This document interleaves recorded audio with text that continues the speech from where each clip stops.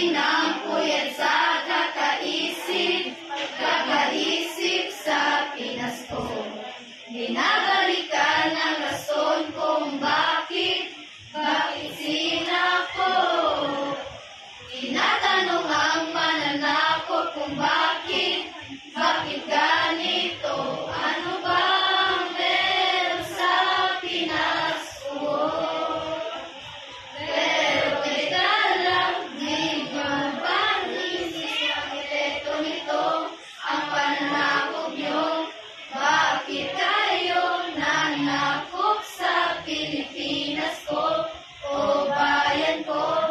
Kawawa, ang Pilipinas ay biktima ng pananakot. O ano nang nangyari sa Pilipinas? Nawala ang ganda ng bayan ko dahil sa inyo. Mananakot, kayo ay halimaw sa Pilipinas. Mananakot na sila